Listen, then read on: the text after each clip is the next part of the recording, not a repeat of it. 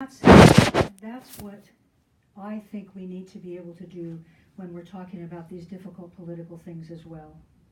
We need to be able to say what we feel and what we believe, and still be open, even to someone that we think has values that we would never, ever, ever want to see played out in our world.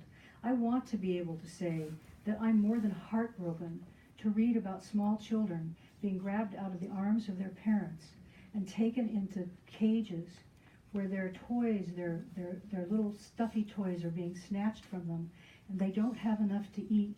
And I walk down the street and I see children in little push, their strollers, thank you, in their strollers, and I see black children, and I see Latino children, and I see white children, and I just wonder what would happen to them, what would happen to their parents if that happened to them.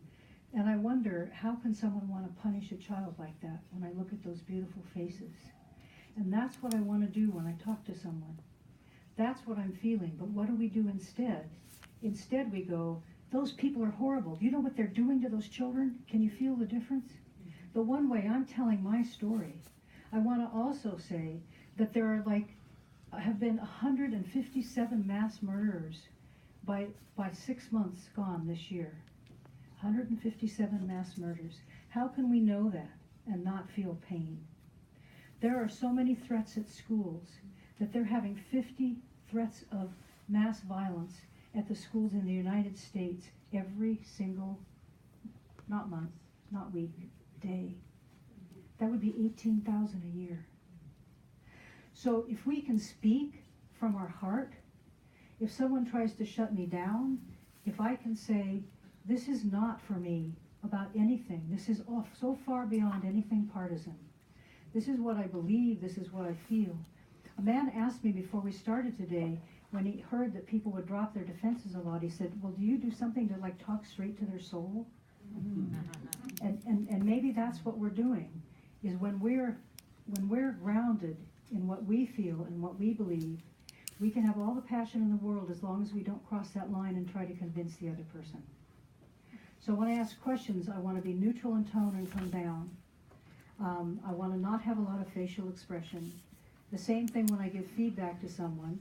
When I state my own opinion, I can be as passionate as I want, but not try to convince. And when I create boundaries, I also want them to be neutral and relaxed.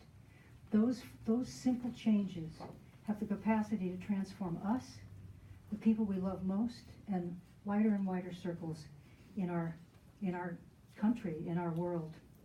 I want to close with some words from Václav Havel, who was a Czechoslovakian president, and some people felt one of the most important intellects of the 20th century, capable of creating incredible change. Hope is a state of mind, not of the world.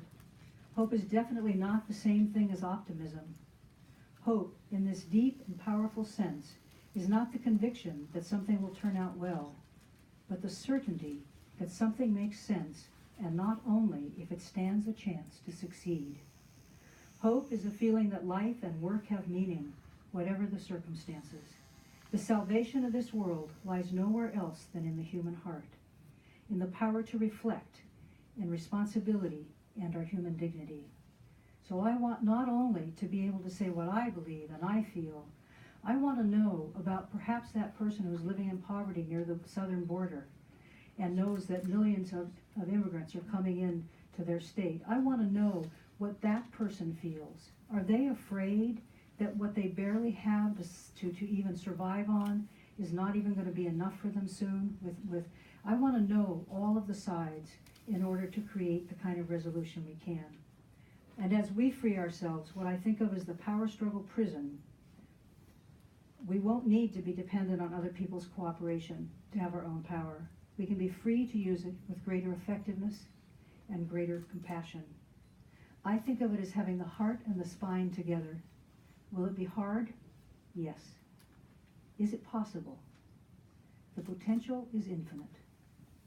One conversation at a time, every time.